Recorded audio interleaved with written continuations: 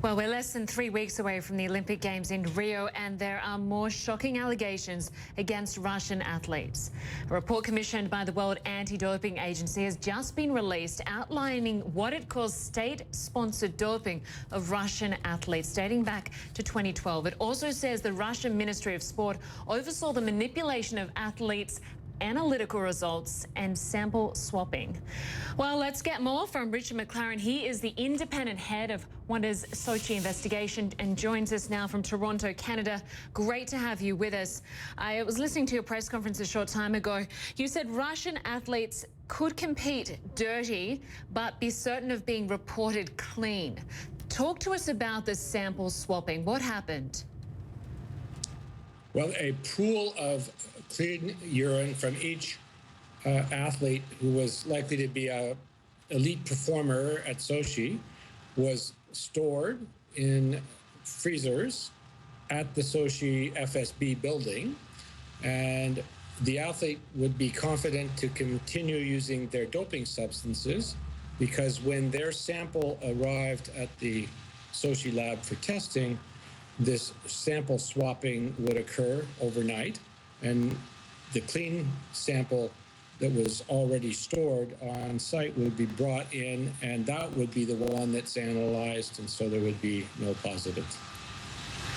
Until now, as you point out in your report, this was a state-dictated, fail-safe system. How many sports are we talking about? How many sports were involved in this?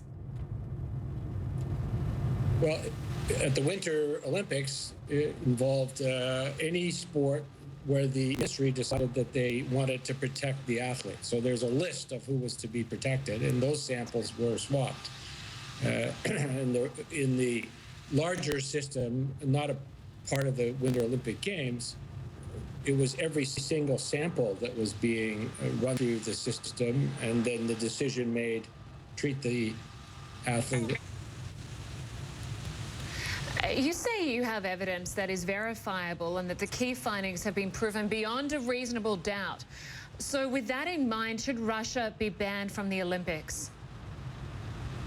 Well, I was to provide a report that provided factual information from which others who have the authority to make those decisions could act. So that's what I did. I provided the report. It's not for me to say that they should be banned. That's other people's determination based on my work.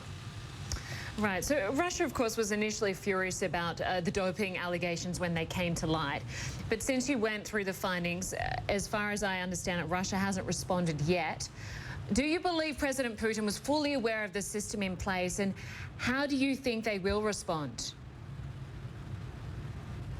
We have no information with respect to President Putin whatsoever. And I would rather wait and see their response than speculate as to what it would be. Some athletes have said that this was all political, they had nothing to do with it. In your opinion, would these athletes who tested positive but were then cleared to compete know that they were cheating the system?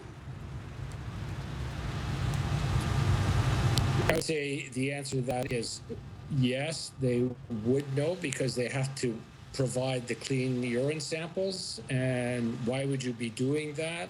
And then they have to be informed that they can continue to use doping substances while they're competing at the games. So how could they possibly not know what they were doing?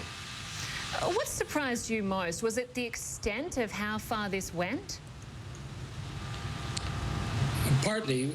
What surprised me the most is the simple, efficient, effective mechanism they used to effectively turn every potential positive into a negative so that you could never rely on any negatives, as you don't know whether they're truly negative or not.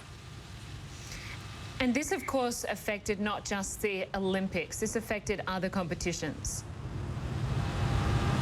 It did, because the Moscow lab operated continuously for several years using this disappearing positive methodology.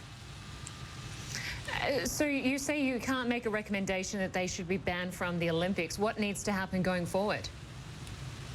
I think people that have the authority to make those decisions should look at the report look at the evidence that's presented, and then they have to decide whether it's appropriate and what action they should be taking. And as you say, that evidence beyond a reasonable doubt. Richard McLaren, great to have you with us. We appreciate your time today. Thanks so much. My pleasure.